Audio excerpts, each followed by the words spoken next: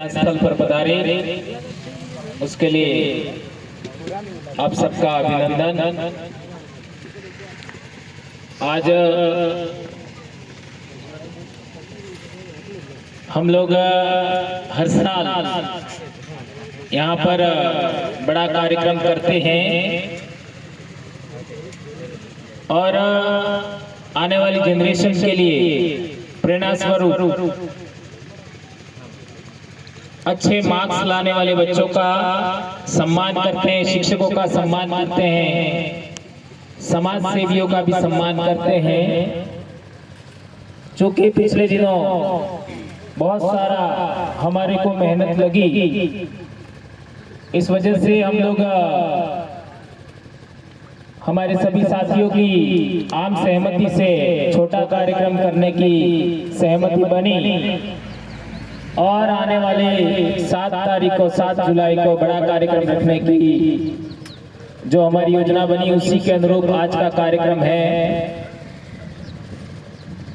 जैसा कि हमारे साथी कांति भाई ने बात बताई कि बहुत कम संख्या होती थी और हम लोगों ने बहुत सारी बातें बोल बोल करके 3-3 घंटा लोगों को जोड़ा है।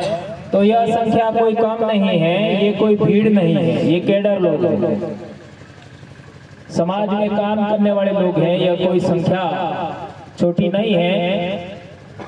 बेशक हम लोग 2 बड़े कार्यक्रम लगातार इस दिन को किए और वो सम्मान समारोह का काम था तो संख्या ज्यादा थी, ये बात जरूर है, लेकिन उसी को हम लोग आगे 7 तारीख को कर रहे हैं। आज हमारे पाल रास्ता में गमेती नानाभाई खाट के नेतृत्व में उनके संरक्षण में जो स्कूल चल रहा था उस स्कूल को बंद कराने और नानाभाई खाट का बंदूक की कुंदों से जो मारपीट हुई उसमें उनका देहांत हुआ रास्ता में ही। और जैसा कि हम सबको पता है कि कालीबाई को गोली उसी दिन लगी, लेकिन उनकी डेथ बाद में हुई। 21 तारीख को दिया गया, हो सकता है मृत्यु 19 को ही हुई हो, 20 को हुई हो, 21 को हुई हो, लेकिन जिस दिन की ये घटना है उसी को हम लोग मना रहे हैं। ये कल परसों का घटना है, कोई ज्यादा पुराना घटना नहीं है। अभी जैसा हम देख रहे हैं तो 70 साल के आसपास का ये घटना है, लेकिन पिछले 70 साल में ही हमको कितना पढ़ाने वालों ने और जानकारी देने वालों ने कितना हमको बेवकूफ बनाया, यह आप सब जानते हैं। आज भी कई लोग गलत लिख रहे हैं और गलत बातों का प्रचार करते हैं कि अंग्रेजों ने गोली मारी। ऐसा लिखते नहीं लिखते, सही कह रहा हूं गलत कह रहा हूं? अब सवाल पैदा होता है कि हमारे समाज को पढ़ाने से रोकने के लिए या हमको पढ़ने से रोकने के लिए अंग्रेजों ने नियम बनाया था, ये बड़ा सवाल है। क्या हमको पढ़ने से रोकने के लिए या हमारी पढ़ाई रोकने के लिए अंग्रेजों ने नियम बनाया था क्या? तो हमारे देश में विश्वविद्यालय कब खुले? अंग्रेजों ने जो विश्वविद्यालय खोले वो तो 1854 के आसपास खुले थे और ये घटना है 1947 की। तो अंग्रेज तो पढ़ाने का काम कर रहे थे, तभी तो कई सारे लोग पढ़े। अंबेडकर साहब 1956 में मरे, तो अंबेडकर साहब को किसने पढ़ाया? वो कौन सी शिक्षा व्यवस्था की वजह से पढ़ाई किया? अंबेडकर साहब से भी पहले ज्योतिराव फूले ने भी स्कूलें खोली थी, सावित्रीबाई फूले ने भी स्कूलें चलाई। तो वो कौन से नियम, कौन से कानून की वजह से चल रही थी और किसने चलाने का अधिकार दिया, ये बात भी हमको जानना समझना पड़ेगा। अब हम लोग देखते हैं कि संत सूरदास महाराज के जमाने में हमको भक्ति करने से रोका गया, सब कहते हैं।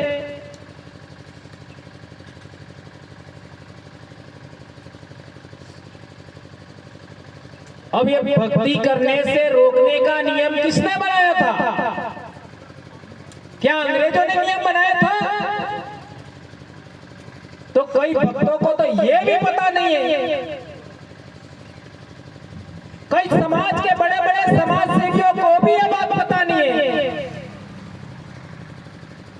हमारे समाज का लाभ लेकर के, आरक्षण का लाभ लेकर के विधानसभा और संसद में गए उन नेताओं को भी पता नहीं है,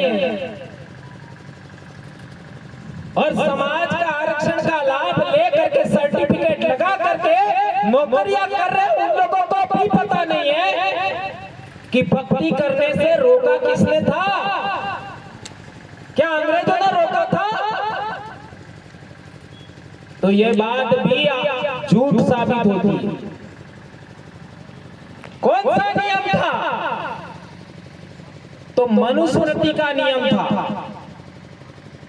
रजवाड़ों के अंदर मनुस्मृति का नियम चलता था। 1947 से पहले हम लोग दोहरी गुलामी झेल रहे थे, दोहरी गुलामी।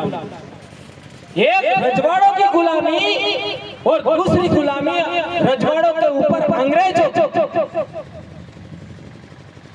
के गुलाम रजवाड़े थे और रजवाड़ों के अधीन हमको रखा जा रहा था। जब हमारे देश में अंग्रेजों का शासन नहीं था, तब हमारे पालों के गमे थी, वो है वो राजा का चयन करते थे। राजा को मान्यता देने का काम हमारे पालों के गमे थी करते थे। हमारी पाले टैक्स नहीं देती थी, हमारी पाले कभी भी मजदूरी करने के लिए नहीं जाती थी, वेट बेकार नहीं करती थी, उन लोगों का खेती बाड़ी भी नहीं करती थी। यही बात पालों के नेतृत्व में कई सालों से चलते चलते 1947 तक आया।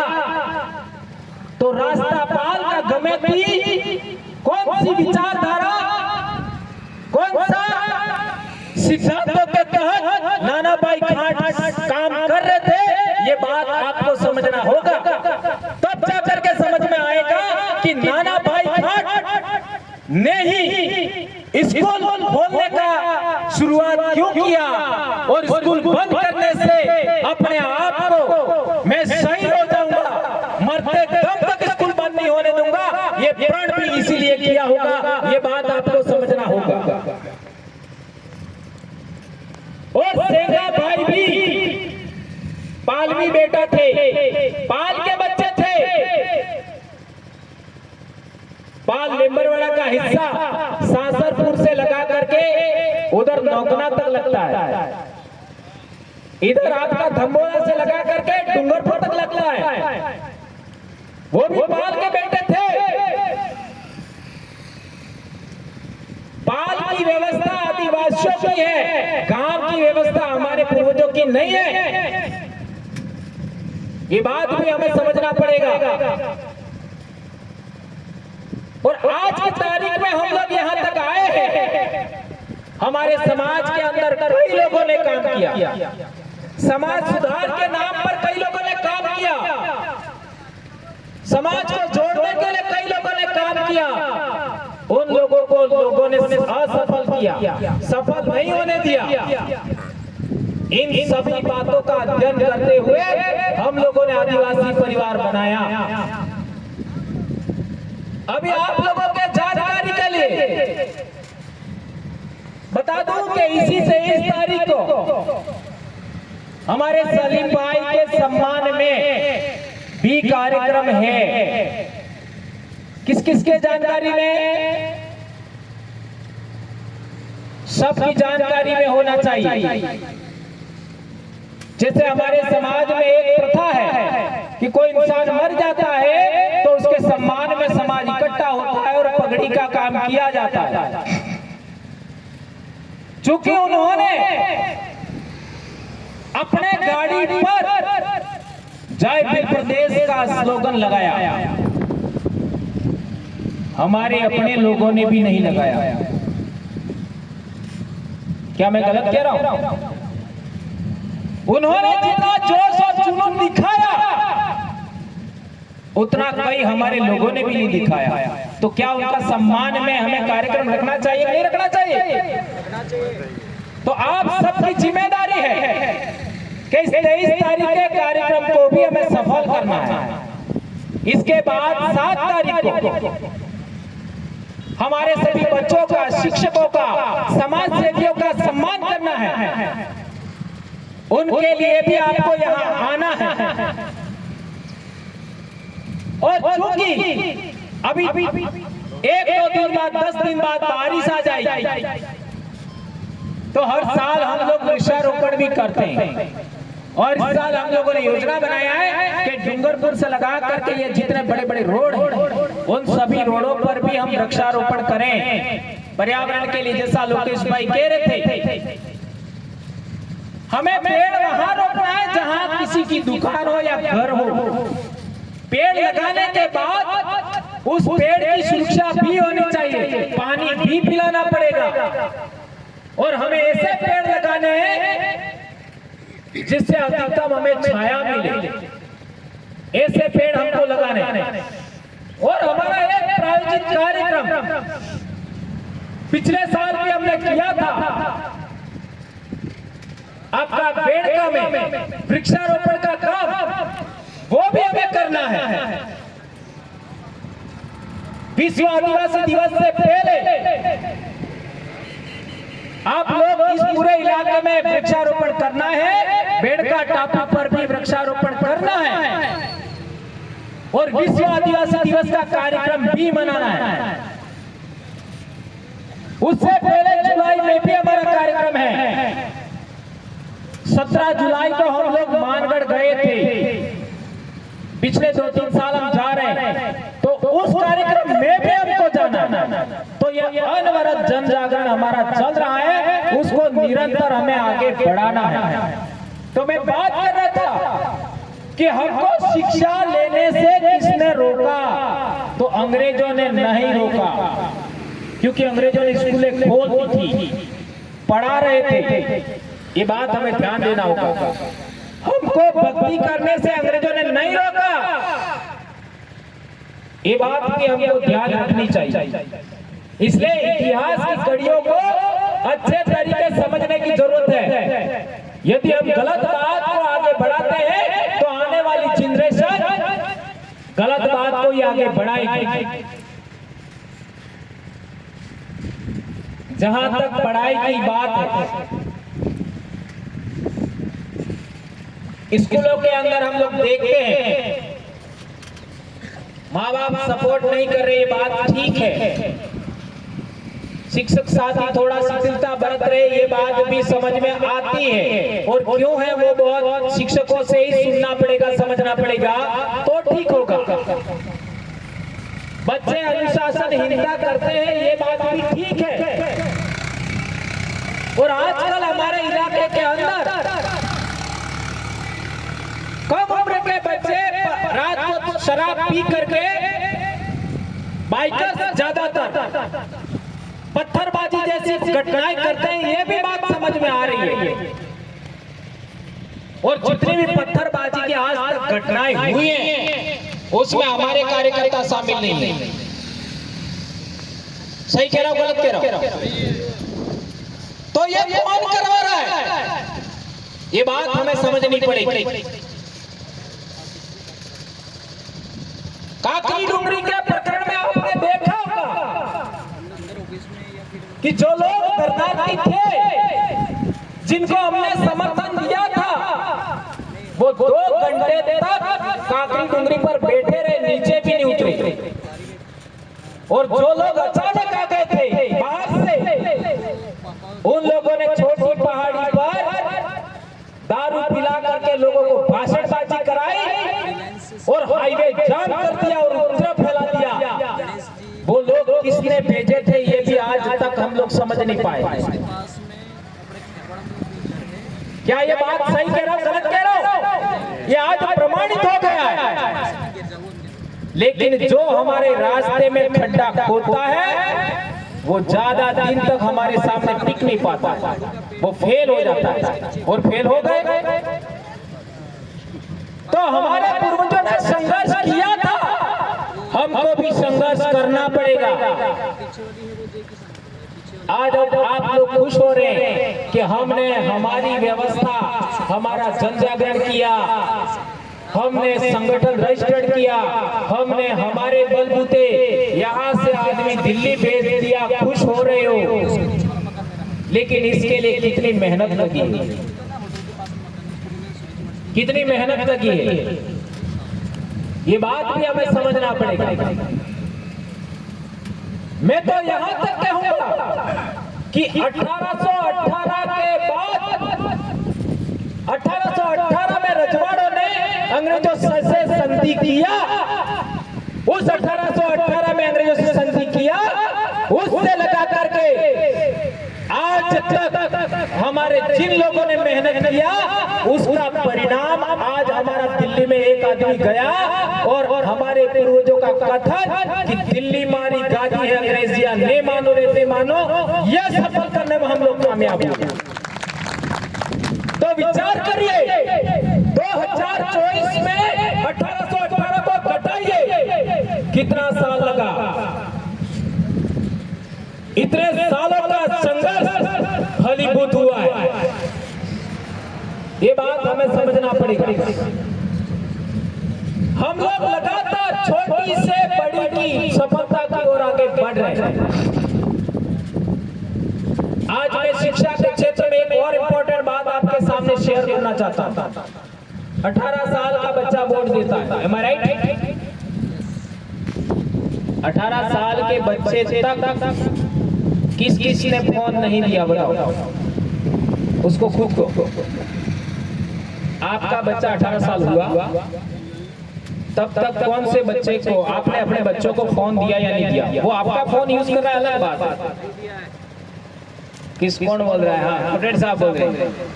हम यहाँ बैठे हैं, वो लोगों ने भी 18 साल से पहले अपने बच्चों को स्मार्टफोन लाके दिया। सही कह रहा हूं? गलती किसकी?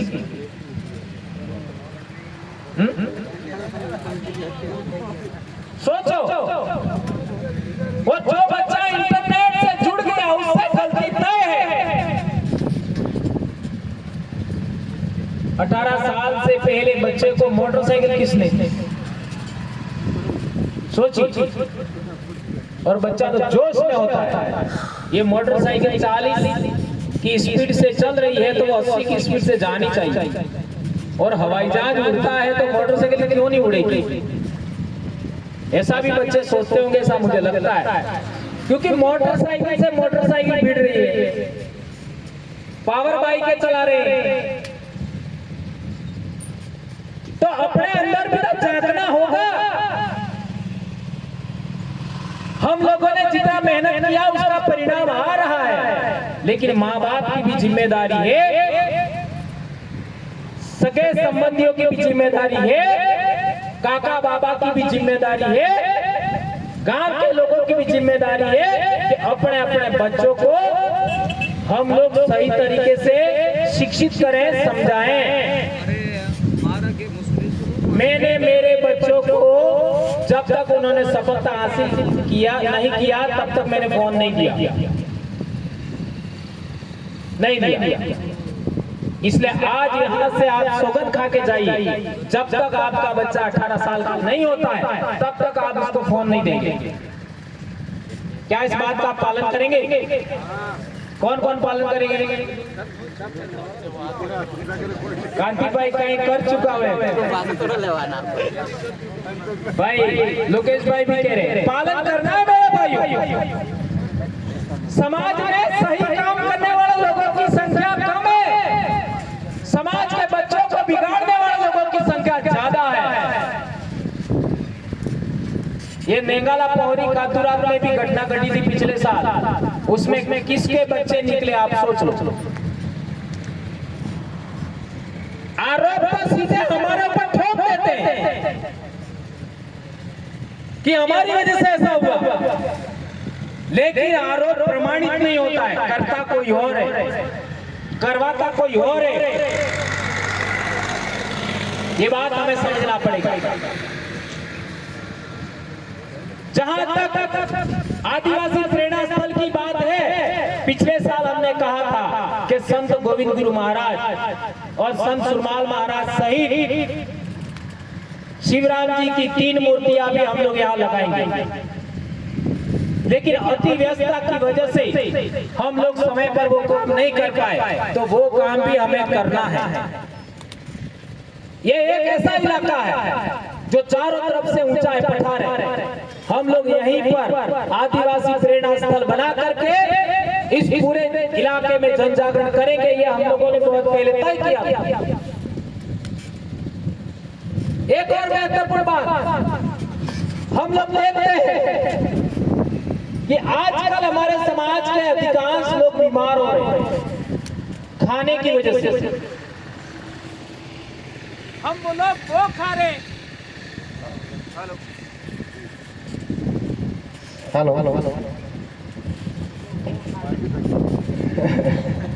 हम लोग वो खा रहे हैं जो नहीं खाना चाहिए, और जो खाना चाह रहे हैं खाना चाहिए वो नहीं खाते। आपके और मेरे दादा दादी दिन खुलते ही तुरंत खाना खाते थे, रोटी नहीं बनी तो शाम की वो सेक करके खाते थे। सही कह रहा हूं गलत कह रहा हूं? आज बच्चे सुबह बगैर खाना खाए स्कूल आ जाते हैं और वापस घर जाके खाना खाते हैं, तो बच्चों का बॉडी कैसे बनेगा बताओ मेरे को? है? और कई माँ बाप तो इतने लेजी है कि बच्चों को 10 रुपया दे देते हैं, कब खाई लीजिए, और बच्चा क्या खा रहा है? पाउच, और पाउच फूला हुआ होता है, पोपटा, और उसके अंदर खाने का तो थोड़ा होता है लेकिन पोपटे के समान फूला होता है। उसमें ऐसा क्या होता है? गैस होती है। कौन सी गैस होती है? उस गैस से खुशी मिलती है, खुशी मिलती है। तो बच्चा एक बार वो पाउच खाएगा, दोबारा वो नहीं छोड़ेगा। काटी साहब राम खाएंगे हम कहीं, तो वो पाउच भी हमारे बच्चों के लिए उचित नहीं है। कम से कम सुबह एक रोटी तो बना ही सकते हो आप अपने बच्चे के लिए। ये कौन करेगा? बच्चे को खाना खिला करके स्कूल भेजिए। हम लोगों ने एक योजना बनाया है, और वो योजना 15 जुलाई के बाद इंप्लीमेंट होने वाली है। 15 जुलाई के बाद हर एक गांव के अंदर वीसीसी बनेगी, विलेज कंसोलिडेशन कमेटी, ग्राम एकीकरण समिति। वो रजिस्टर करीब 400 रजिस्टर हम बांट चुके हैं, 400 पंचायतों में रजिस्टर जा चुके हैं, 1000 रजिस्टर बनाए हैं इस पूरे इलाके में। 1000 पंचायतों में वो जाने वाले हैं अभी 15 से 20 दिन में। उस वीसीसी का काम क्या होगा? तो हम लोगों ने पहले से तय किया हुआ है कि गांव का झगड़ा गांव में ही निपटाना है, ये वीसीसी का काम होगा। तो थाने के अंदर, कोर्ट के अंदर हमारे लोग धक्के खाते हैं, वो रुक जाएगा। रक्त रंजित झगड़े को छोड़ करके, बहुत बड़ा लड़ाई में उसको छोड़ करके सभी झगड़े गांव में निपटाने। कम से कम एक वीसीसी में 100 लोग होंगे, 200 लोग होंगे, 50 लोग होंगे, तो भी वो गांव को संभाल लेंगे। दूसरा काम होगा कि गांव के अंदर जो स्कूल चल रहा है, उस स्कूल में कौन कौन से बच्चे स्कूल से बाहर रह रहे थे स्कूल टाइम में, उनको आइडेंटिफाइड करेंगे, उनके माता पिता को समझाएंगे, स्कूल में जा करके भी समझाएंगे, अनुशासनहीनता कौन से बच्चे कर रहे हैं उनको आइडेंटिफाइड करके बच्चों को समझाएंगे। और तीसरा बहुत महत्वपूर्ण काम, हम लोग अभी पूरे देश भर में जो अनाज आदिवासी उगाते हैं, क्योंकि अभी मैं चंडीगढ़ गया था बीमार होने के बाद, तो वहां पर डॉक्टर्स लोगों ने बताया था कि अभी हम लोगों को गेहूं खाना बंद कर देना चाहिए। गेहूं खाना बंद कर देना चाहिए। अब आप तो सोच में पड़ गए होंगे, साला खाए तो क्या खाए हैं? खाए तो क्या खाए? अब जो लोग सबसे ज्यादा गेहूं उगा रहे हैं, हरियाणा और पंजाब वाले, वो लोग बड़े पैमाने पर बीमार हो रहे हैं आजकल। तो वो लोग अब मिलेट्स खा रहे हैं। मिलेट्स क्या खा रहे हैं? मिलेट्स। और वो मिलेट्स अमेज़न पर भी मिलता है, मोटा अनाज। मिलेट्स में क्या आता है? कोदरा। 30 साल थकी नेशा वाला तो साकरो कणे कणे कोदरा डीटा 30 साल नेशा તમે 30 ના થોડા હોય हैं? कोदरा ये मिलेट्स में आता है। और माल ये मिलेट्स में आता है। फिर પેલો હું કઈ આપણે શેણો ઓરી ને બટી ને શેણો, હા નાની મક્કી जार, वो सफेद वाली मक्का, ज्वार, बाजरा, ये मिलेट्स में आता है। देखिए जो लोगों ने सबसे पहले गेहूं खाना शुरू किया वो मोटे अनाज की ओर आ रहा है, और हम किधर जा रहे हैं? उधर बीमार होने वाले लोगों की ओर। और चावल में भी वो पातरिया, उसको लोग अभी खा रहे हैं, चाहे कितना भी महंगा हो। तो हम लोग अभी ये प्रयास कर रहे हैं कि देश भर में जितना भी ये मिलेट्स पकता है वो आदिवासियों से दूसरों के पास ना जाए, आदिवासी इसको खरीदे और हम लोग हमारे लोगों तक पहुंचाए। उसके लिए हम लोग बहुत जल्दी अपना ऑफिस खोलने के लिए जमीन लेने वाले हैं। वहां हम इसका संग्रहण करेंगे और डीसीसी के माध्यम से जिलों में पहुंचाएंगे। जैसे उदयपुर डीसीसी के माध्यम से उदयपुर में पहुंचाएंगे, प्रतापगढ़ डीसीसी के माध्यम से प्रतापगढ़ में पहुंचाएंगे जो बाहर से लाएंगे वो, सलूमर डीसीसी के माध्यम से सलूमर में पहुंचाएंगे, बांसवाड़ा डीसीसी के माध्यम से बांसवाड़ा में पहुंचाएंगे, और डीसीसी है वो बीसीसी के माध्यम से उस ब्लॉक में पहुंचाएंगे, और बीसीसी है वो बीसीसी तक पहुंचाएंगे। ये हम लोग तय कर रहे हैं और ये काम करने वाले, इसमें कई लोगों को रोजगार मिलेगा। इसके लिए कंपनी का भी रजिस्ट्रेशन हो गया है।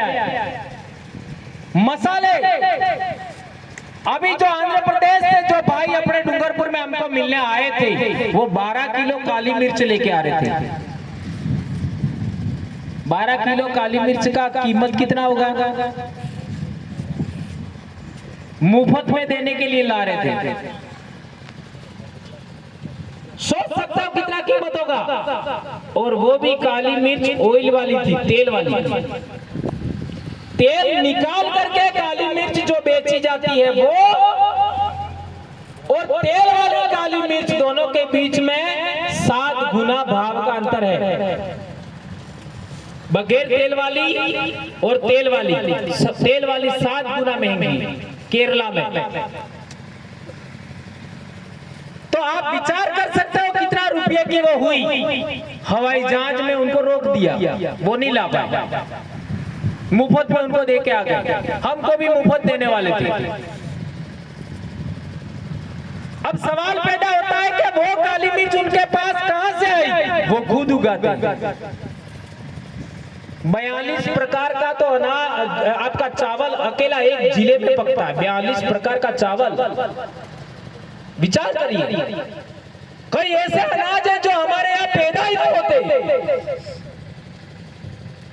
वो चीजें उस आदिवासी बेल्ट से हम यहाँ लाएंगे।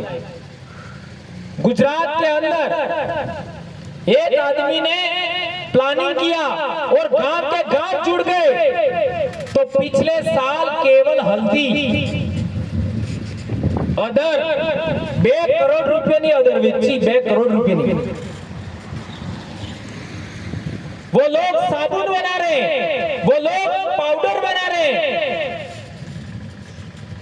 वो लोग चटनी बना रहे हैं, मसाला बना रहे हैं, पापड़ बना रहे हैं और फिर मार्केट में बेचते हैं। महुए के लड्डू बना करके बेचते हैं। महुड़ कार्य खाता था तुमने, विचार करिए, ये सोचिए मेरे भाइयों,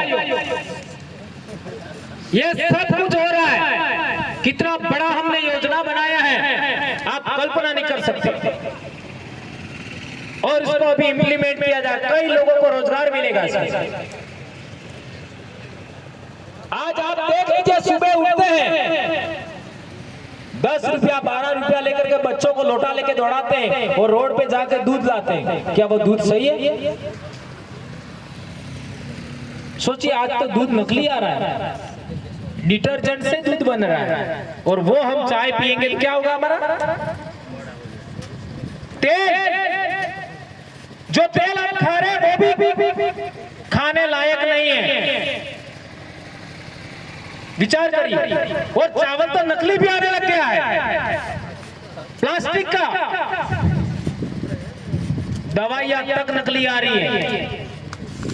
और तो और कल परसों आपने अखबार में पढ़ा होगा, सोना और चांदी भी नकली है।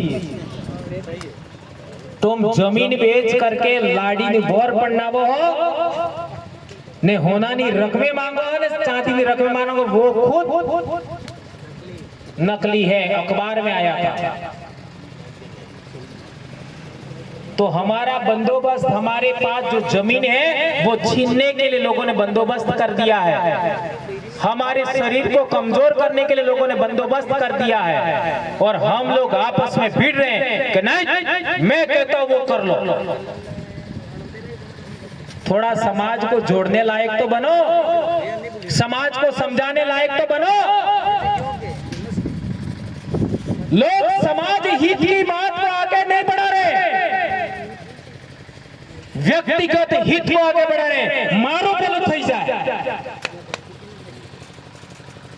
अरे तो रुपया लईने ऊपर नहीं जवानो है, मरवा बाद होनो ने चांदी नहीं खावानो है।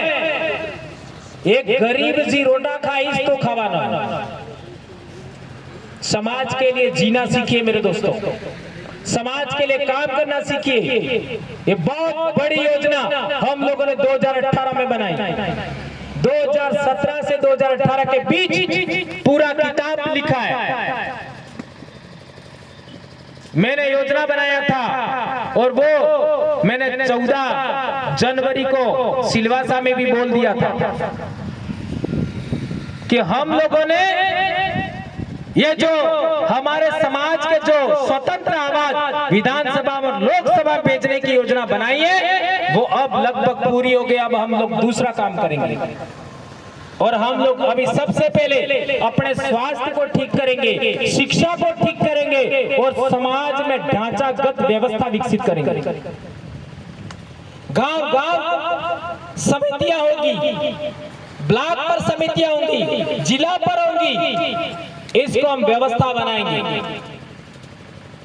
और अभी लोकतंत्र का एक पर्व और आने वाला है, तो जोधपुर सिमलवाड़ा और चिखली बीसीसी की मीटिंग आप लोगों को अभी अविलंब आयोजित करनी चाहिए। बीसीसी तो बनानी ही है और भी बहुत सारे आवश्यक काम है वो आप लोगों को करना चाहिए। इसलिए हमारा द्वारा जो भी बातें कही गई, बोली गई, सब पूरी होगी।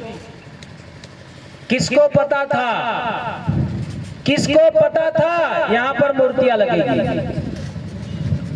किसको पता था मोटो मोटो रोकड़ा अंगास में उड़ी जाएगा?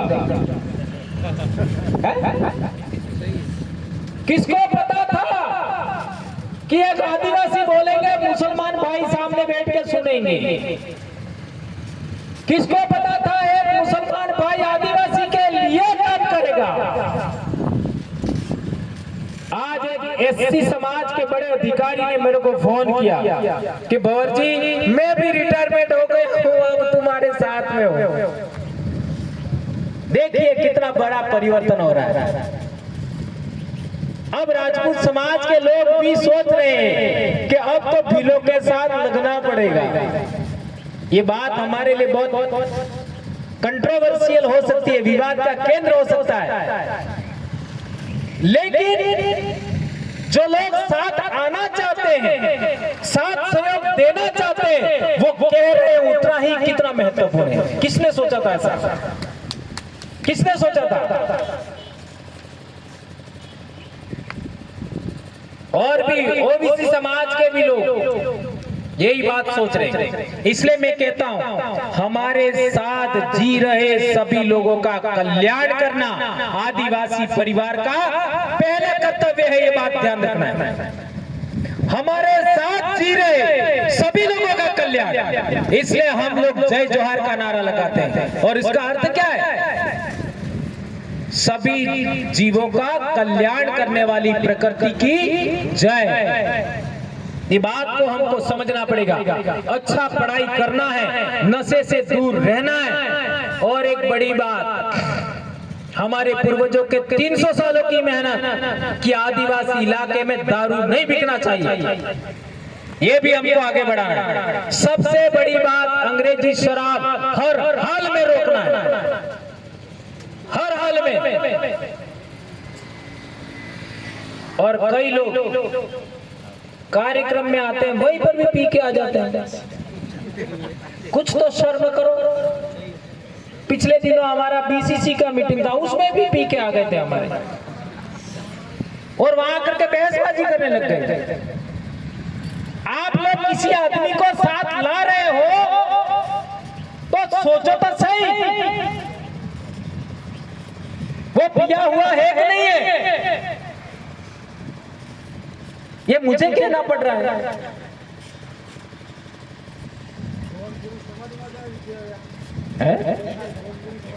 हाँ, वो समाधि गोविंद गुरु महाराज का है, वहां पर भी तो एक को तो मैंने ठोक दिया है, गुजरात में कम्बोई बेसबाजी कर रहा, मेरा गुस्सा आ गया, एक को तो मैंने ठोक दिया। तो अभी हमारे ज्योतिपाल के उदयलाल जी थे रोज साहब, वो कहते थे कि बता एक हाथ में जोड़ो बनावो, एक हाथ में जोड़ो तो फेरवा काम आवेगा नहीं, यहना बल्ले काम आवे तो हम जी से कोई कहता। अरे हम इंसान है भाई, जो कहा गया और क्यों कहा गया सोचे तो सही, समझे तो सही। सबसे बड़ी बात याद रखना, आज के बाद डीसीसी की जो व्यवस्था है वो किसी भी हाल में भंग नहीं होनी चाहिए। बीसीसी की व्यवस्था किसी भी हाल में भंग नहीं होनी चाहिए। वीसीसी की व्यवस्था किसी भी हाल में भंग नहीं होनी चाहिए। यह हम सबका दायित्व है। यह व्यवस्था भंग नहीं हुई और उसके अनुरूप आप चले तो हमारे 2008 से हम लड़ाई लड़ रहे हैं आरक्षण की, वो भी 2028 में पूरी हो जाएगी। लिख लो आज के दिन में कह रहा हूं, क्योंकि हम 10 से 12 विधायक भेज करके राजस्थान में भेज देंगे और वहां ट्राइबल एडवाइजरी काउंसिल में प्रस्ताव तय है, पास होगा कि 5वीं अनुसूची के अनुरूप, मूल भावना के अनुरूप आरक्षण लागू हो। क्योंकि ट्राइबल एडवाइजरी काउंसिल में विधायक बैठते हैं और उसी ट्राइबल एडवाइजरी काउंसिल में यह प्रस्ताव पास होगा कि शेड्यूल्ड एरिया के अंदर, आदिवासी इलाके के अंदर जितनी भी अंग्रेजी शराब की दुकानें सब बंद। और बड़ी बात, जितने भी शेड्यूल्ड एरिया के अंदर खनिज खनन हो रहा है, मार्बल खनन हो रहा है, वो आदिवासियों की सहकारी समितियों से खुलेगा। अब आदिवासी सहकारी समितियों के पास पैसा कहां से आएगा? तो हमारे इलाके में जितने भी सरकारी बैंक हैं वो आदिवासी सहकारी समितियों को लोन देंगे और जिला कलेक्टर के नेतृत्व में उनके निर्देशानुसार खनिज संपदा का खनन किया जाएगा। इससे हमारे समाज को बहुत सारा रोजगार मिलेगा, पैसा मिलेगा। जमीन हमारी है, खनिज हमारा है। कोर्ट ने भी कहा, सुप्रीम कोर्ट ने भी, हम खोदेंगे। अभी बांसवाड़ा में 2 सोने की खदानों के लिए नीलामी हुआ, वो हमको मिलना चाहिए। पीपलकुट में 2 जंगल की जमीन पर खदाने हैं, उनका नीलामी होने वाला है। और यदि आदिवासी जंगल की जमीन पर बैठ जाए तो उसको उखाड़ सकते हैं और बाहर की कंपनियां गैर आदिवासी लोगों को यहाँ जमीन देते हैं। ये साइन करके दे कौन रहा है? नेता लोग दे रहे हैं। इसलिए सबसे पहले नेताओं का इलाज शुरू हुआ। ये बात आपको समझनी पड़ेगी। इसलिए समाज के लिए जीना सीखिए, खुद के लिए। यदि आप समाज के लिए जियोगे तो खुद का काम होगा, और खुद के लिए सोचोगे तो न समाज का होगा न तुम्हारा होगा। ये बात ध्यान रखनी। अभी मेरे को सुनने में आया है कि 84 में जितने कार्यकर्ता सब खड़े हैं। अब कहां खड़े हैं वो आप सोच लेना। क्या हम लोगों ने हमारी जवानी इस काम के लिए गलाई क्या? हम बीमार हुए इसके लिए बीमार हुए थे क्या? हम लोगों ने आज तक बोला इसके लिए बोला है क्या? जिम्मेदारी से काम लीजिए। आप समाज के बच्चे हो, आदिवासी परिवार के बच्चे हो। आपको जो बताया गया है उसी अनुरूप आम सहमति बनाना है, आप सबका दायित्व है।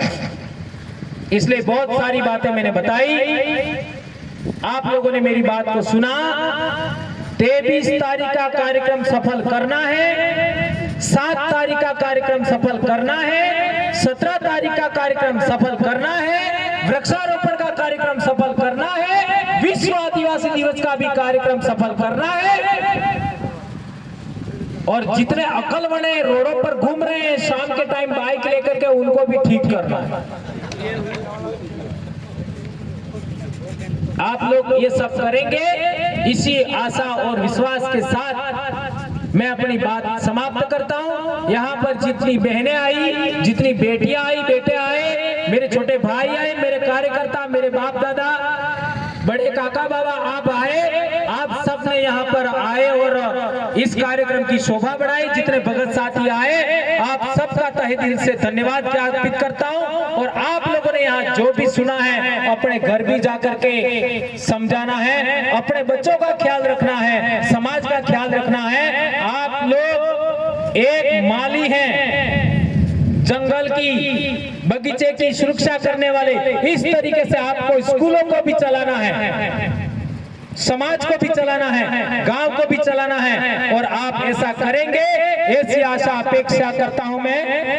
हाँ भाई, दादा आपका संरक्षण चाहते हैं। भाई का नाम सुफियान सलीम भाई, आप अच्छे से दादा का संरक्षण के साथ खाली जय जवान।